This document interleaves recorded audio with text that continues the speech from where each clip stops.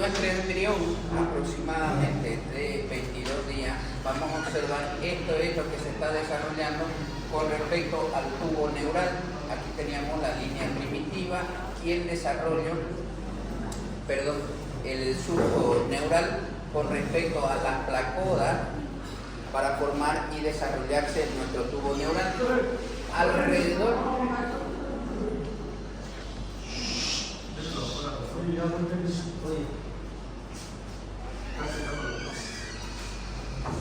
Alrededor de estas estructuras vamos a observar células angiógenas, que es lo que se denomina.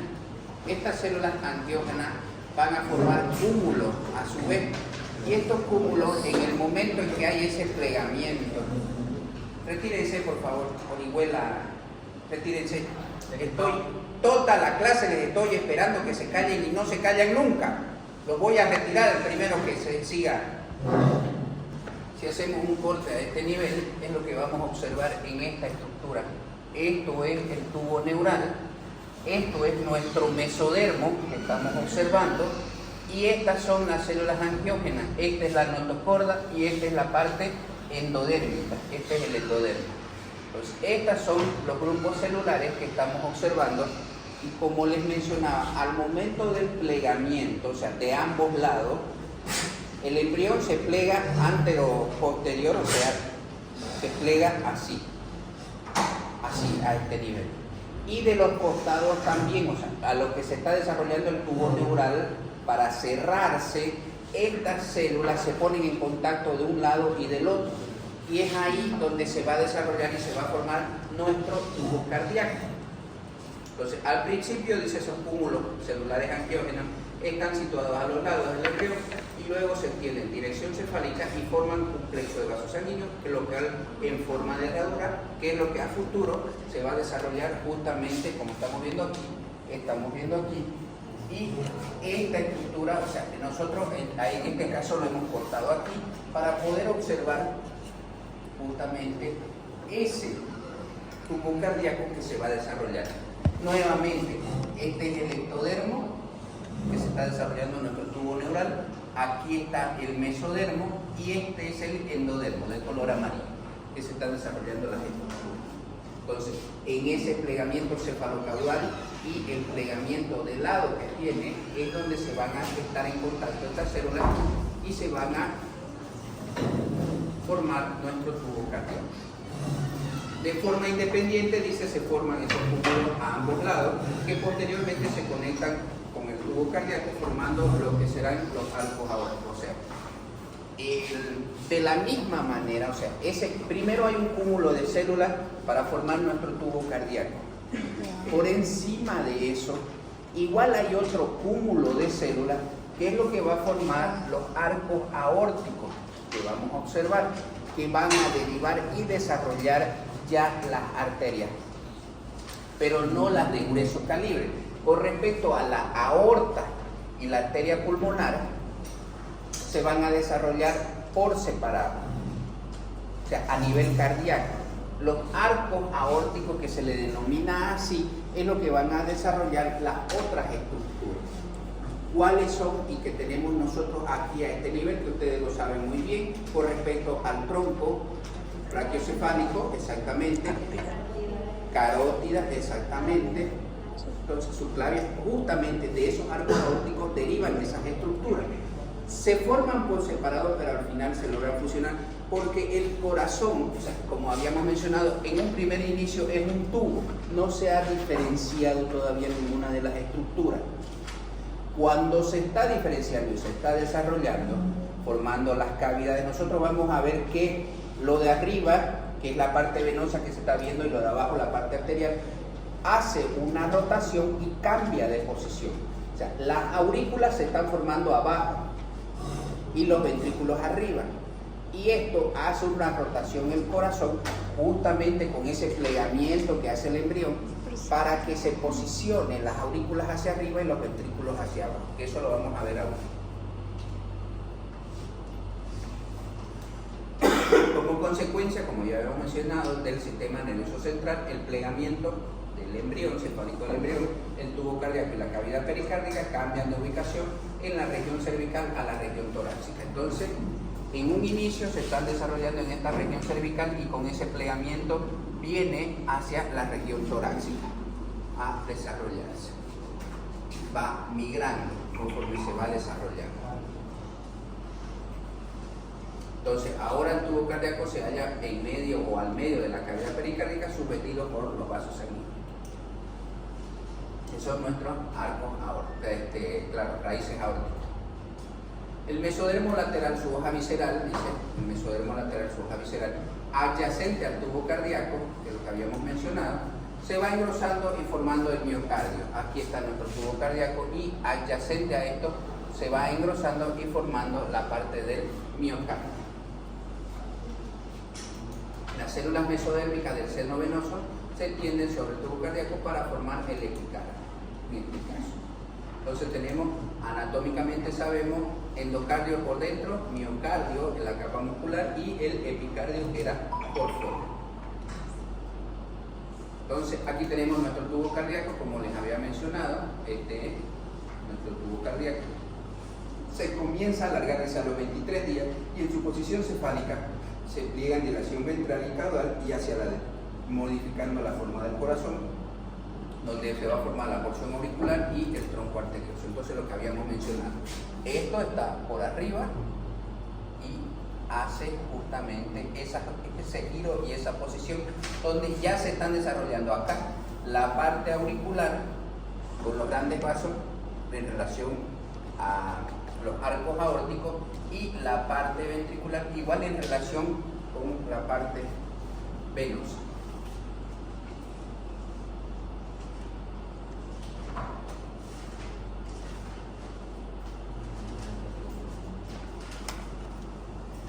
Cargarse, igual, la posición caudal se pliega dorso craneal y a la izquierda, modificando la forma y formando la porción ventricular y lo que corresponde al seno venoso. Entonces, nuestro bulbo cardíaco, ahora ya, nuestro bulbo cardíaco, como estamos viendo aquí, forma la posición o formará la porción trabecular del ventrículo derecho y la porción media, y para formar los infundíbulos, salida de los ventrículos y su parte distal con respecto al tronco arterioso. Entonces, aquí empiezan a desarrollarse esos tabiques como estamos observando, para poder diferenciar con respecto a las arterias de los grandes vasos y con respecto a tanto las aurículas como los ventrículos. Ahora, por dentro, ¿cómo se va a formar esa estructura por dentro? Bueno, primero nuestro tronco arterioso, como estamos observando, nuestro tronco arterioso, en su canal de salida origina la aorta y la arteria pulmonar. Entonces, este tronco arterioso, como estamos viendo en su canal de salida, luego se logra dividir. En un inicio es un solo tubo, pero luego vamos a observar que cuando se están formando estos tabiques, esto se divide en dos estructuras, donde vamos a tener la aorta y la arteria pulmonar. Con respecto a las malformaciones, cuando no se logra desarrollar esa diferenciación o esa división, podemos ver que hay un solo tubo que va a salir, o puede hacer lo contrario, se divide pero va a salir al revés. ¿Qué significa? Que de donde debería salir la arteria aorta sale la arteria pulmonar, que es la transposición de grandes vasos que se denomina, y donde debería salir la arteria pulmonar sale la arteria aorta. Nuestro seno venoso, que estamos viendo en la cuarta semana, recibe también sangre venosa de las arterias umbilicales con falda mesentérica y cardinal común, como estamos viendo aquí. Entonces, esta es la parte de la placenta, la parte respecto a la intercambio entre la arteria y la vena umbilical, arteria umbilical, que estamos viendo con respecto a cómo viene a distribuirse y a desarrollarse a nivel del corazón. Este se comunica, luego vamos a ver la vena con las venas cavas y la arteria justamente con la arteria pulmonar. Con la arteria aorta. Pero nosotros sabemos que en la placenta el intercambio gaseoso es al revés.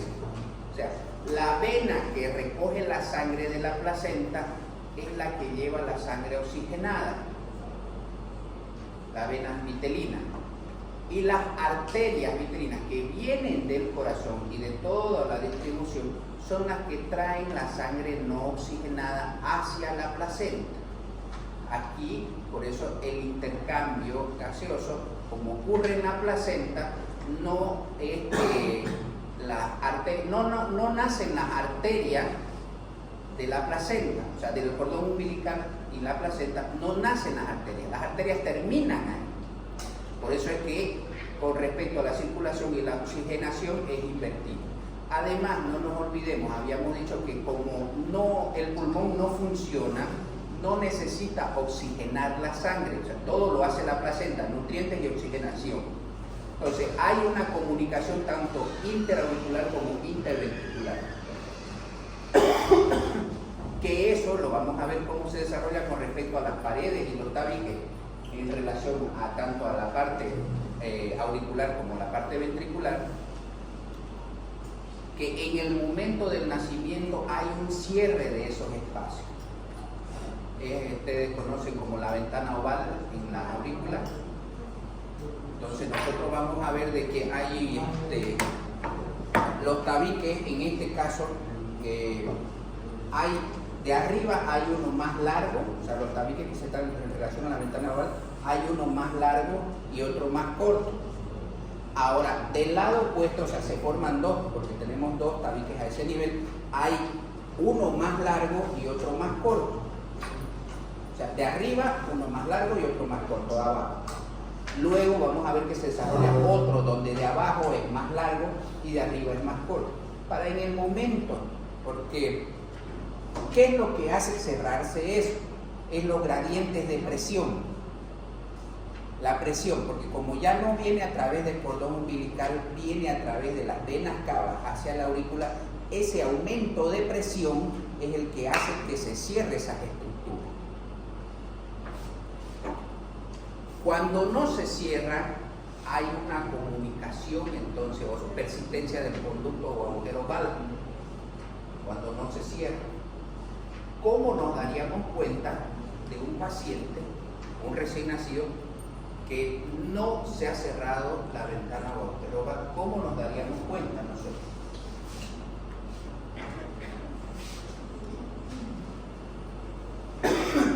¿Cómo nos daríamos cuenta?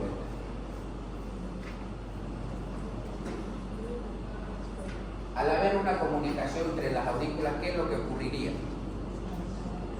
Se mezcla la sangre. ¿Qué sangre se mezcla? La sangre tanto oxigenada como no oxigenada se mezcla, ¿no es cierto? Entonces, ¿cómo va a aparecer en el paciente esa sangre mezclada? ¿Cómo lo van a notar ustedes? A la costa respirar. ¿Ah? No te escuché, perdón. No hay intoxicación. Ocultándolo nos vamos a dar cuenta porque hay un shum, se escucha un soplo. Se escucha. Pero antes de escucharlo, la madre lo trae, o sea, porque él se va a su casa y luego vuelve. Asustada la madre. ¿Por qué? Porque su hijo está cianótico, está azul. Pero no es por falta de oxigenación, porque él respira bien, todo está bien, pero sin embargo está azul. ¿Y por qué ocurre eso? Porque se está mezclando justamente la sangre arterial con la sangre venosa. Por eso, si su paciente está bien, o sea, el niño está bien, come bien, duerme bien y respira bien, la madre simplemente se asusta porque se puso azul. Y eso es progresivo, o sea, no es que inmediatamente ya se pone azul, no, eso pasa varios días, se vuelve progresivo eso. Bien, con respecto, como habíamos mencionado, en la formación de los tabiques o las almohadillas endocárdicas, estos tabiques se forman en el día 27 y 37 del desarrollo. Tienen tres tipos de mecanismos de formación de esas almohadillas. El primero dice que dos crestas en crecimiento se aproximan entre sí y se fusionan, o sea, de ambos lados tenemos dos crestas y se llegan a un punto muerto, podríamos decir un punto medio, donde se fusionan. Otro, dice, de los mecanismos por respecto, es que una de las crestas se expande hacia el lado opuesto, o sea, una se crece más, o sea, del otro lado también hay crecimiento, pero no es tan pronunciada como el del lado opuesto. Entonces, se crece y se fusiona. Y otro, dice, de los mecanismos, es que el tabique se crece, dice, por expansión de las paredes adyacentes. Como el corazón empieza a crecer, estas paredes que en un inicio eran gruesas se vienen adelgazando poco a poco, entonces ese adelgazamiento hace de que o sea, crecen estas cavidades y esta cresta hace que llegue hacia el lado opuesto. Esos son los tres mecanismos que menciona con respecto a los tabiques endocárdicos en relación al corazón. Ahora, en relación a los tabiques de los grandes vasos, o sea, al final de la cuarta semana dice aparecen dos rebordes mesenquimáticos, que son las almohadillas auriculoventriculares superior e inferior, derecha e izquierda, y al llegar a esta quinta semana se fusionan, originando así los orificios auriculoventriculares. Lo de los grandes vasos sucede de la misma manera. Al final de esta cuarta semana, dice, desde el techo de la aurícula, como estamos viendo, vean lo que estábamos mencionando, hay una cresta que es el septum primum, apareciendo del otro extremo también una almohadilla endocárdica, como vamos a observar aquí. Y el otro segmento del septum primum, entre ambos deja un orificio llamado ostium primum. Ahora nuestro septum secundum, ese es nuestro septum primum. Al final, igual de esta cuarta semana, dice, aparecen prolongaciones de las almohadillas superior e inferior formando el septum secundum, como estábamos mencionando. Vean, habíamos dicho, de arriba primero se desarrollaba uno más largo, otro más corto de abajo. Ahora, el septum secundum tenemos uno más arriba y otro más abajo. O sea, de abajo hay otra prolongación o proliferación hacia arriba de las almohadillas endocárdicas y de arriba hay otra igual, pero es más corta. Entonces, por eso es que hay un espacio, hay una comunicación aquí. Pero en el momento de que cambia la presión arterial y la aurícula recibe toda la sangre, entonces esto se cierra. Y se fibrosa, simplemente se fibrosa, se forma tejido fibrótico a ese nivel. Ahora, de la misma manera habíamos dicho con respecto a los orificios auriculoventriculares, como estos orificios, dice, están rodeados, dice, de proliferaciones mesenquimáticas, las cuales el choque de corriente sanguínea se adelgaza, que estábamos mencionando, estas se sujetan por medio de cuerdas tendinosas. Aquí tenemos que se están de las almohadillas endocárdicas desarrollando esas cuerdas tendinosas. Y de esas cuerdas tendinosas van a dar, tenemos que se anclan, esto se ancla a través de los músculos papilares en relación a la parte del endocardio.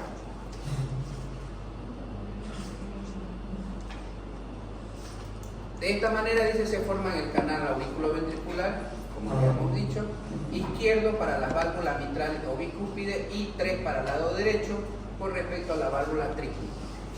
Entonces tenemos mitral, tríquea, izquierdo, mitral y derecho, tríquea.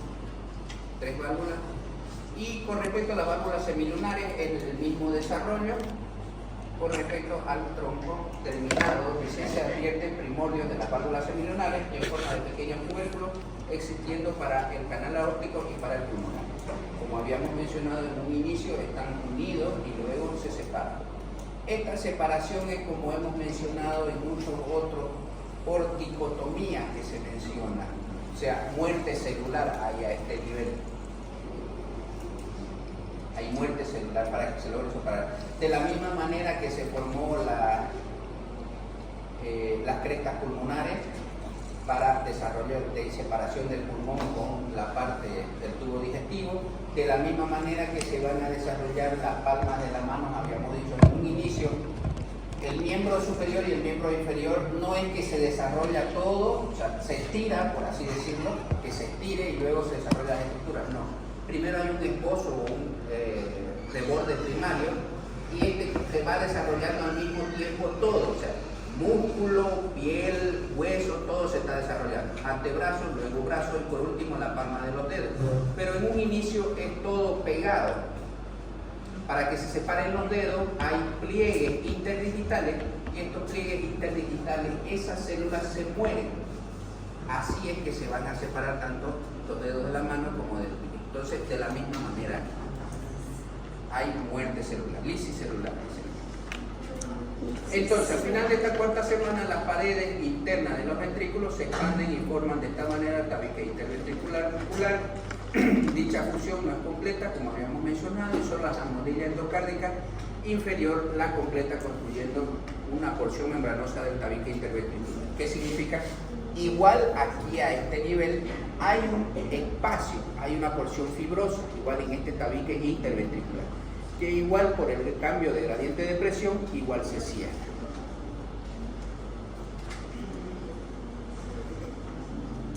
Entonces, con respecto a nuestro sistema de conducción del corazón, ustedes saben por histología que nuestro sistema de conducción está formado y desarrollado por células cardíacas especializadas. Estas células cardíacas especializadas a este nivel, embriológicamente, o sea, siguen siendo derivadas de nuestro mesodermo lateral, en este caso su hoja visceral, de donde deriva nuestro músculo cardíaco. Se van a desarrollar nódulos o cúmulos celulares para poder diferenciar en cada una de las estructuras que corresponden y forman nuestro sistema de conducción del corazón. Entonces, nuestro marcapaso del corazón, en este caso, está en la porción caudal del tubo cardíaco, dice, más tarde se asumirá o se dirigirá hacia el seno venoso, cerca de la desembocadura de la vena cava superior, en forma de nódulo sinoauricular. Entonces tenemos nuestro nódulo sinoauricular. Después se va a desarrollar nuestro nódulo auriculoventricular, luego el haz de His y por último las fibras de Purkinje. Entonces tenemos nódulo sinusal, sinoauricular, auriculoventricular, de aquí van a salir el haz de His, se dirige por el tabique interventricular, llega y se dirige hacia la punta del corazón, hacia ambos lados, por las fibras de Purkinje, que ya lo saben. Con respecto a las malformaciones, en malformaciones del corazón como estas se desarrollan los tabiques, los grandes vasos, puede ser que hubiera atresia, puede haber estenosis. Atresia es cuando se fibrosa, o sea, está formado el tejido, pero se vuelve duro, por así decirlo, se fibrosa. En cambio, estrenosis significa de que se ha desarrollado la estructura, pero se estrecha. ¿Qué sucedería, por ejemplo, si las válvulas cardíacas, en este caso, ya sea en la mitral o en la tricúspide, independientemente, los músculos papilares y las cuerdas tendinosas con relación a las válvulas no dejan que se fusione, o sea, no se ha llegado a producir o a desarrollarse para que se topen una a la otra las válvulas. ¿Qué sucedería si hay un espacio? Hay un reflujo. Hay un reflujo. Lo mismo, o sea, hay soplo, se escucha, pero el soplo es distinto porque es de vuelta, es de reflujo. No es lo mismo que cuando pasa. Por eso. Ahora, el otro es de que se fibrosa, o sea, hay una estenosis, una atresia, a ese nivel se endura. Esas válvulas se enduran. Entonces, el corazón necesita hacer mayor fuerza para poder abrir esas válvulas. No es lo mismo, por eso es como si fuera una puerta magnética. Ustedes, la puerta magnética que se cierra, necesitan ejercer mayor fuerza para poder abrirla. En cambio, la puerta que no tiene ningún imán, ustedes la abren y cierran fácilmente. Lo mismo sucede con las válvulas. Si esta está dura, atresia, o sea, está estrecha en algunos casos. Vamos a ver. Aquí también íbamos agujero oval persistente, aquí tenemos. y también tenemos a nivel interventricular. Defecto del tabique interventricular, igual hay comunicación. Aquí hay una estenosis pulmonar, o sea, el vaso sanguíneo es de menor grosor en relación a lo que debería ser de manera normal. Aquí, como les decía, el tronco arterioso persistente, o sea, no hay una separación entre la arteria aorta y la pulmonar. Esta es la transposición de los grandes vasos, como habíamos mencionado, esto debería ser al revés. Atresia pulmonar, igual, ya hemos visto. ¿Y ese corazón cómo va a soportar? De las válvulas, atresia de las válvulas cuando son más pequeñas. Estenosis, igual. Cuando el corazón sufre... Estaba leyendo la frase. Cuando el corazón sufre,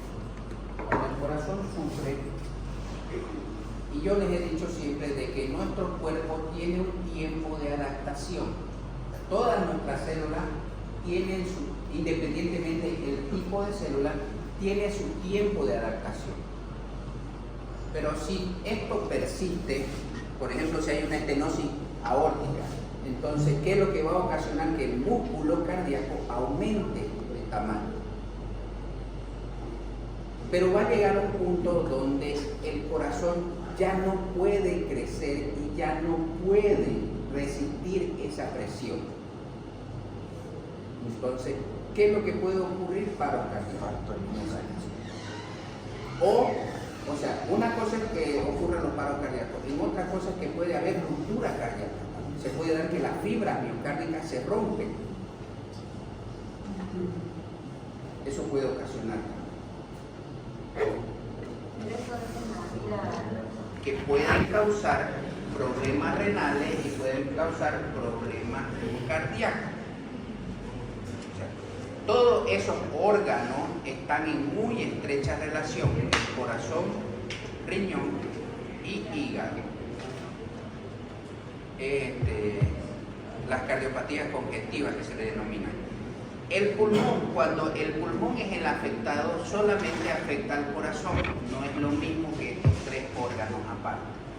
Cuando el pulmón, por una angina que se denomina, o hay problemas respiratorios, puede haber problemas cardíacos o viceversa. Problemas cardíacos pueden ocasionar problemas pulmonares.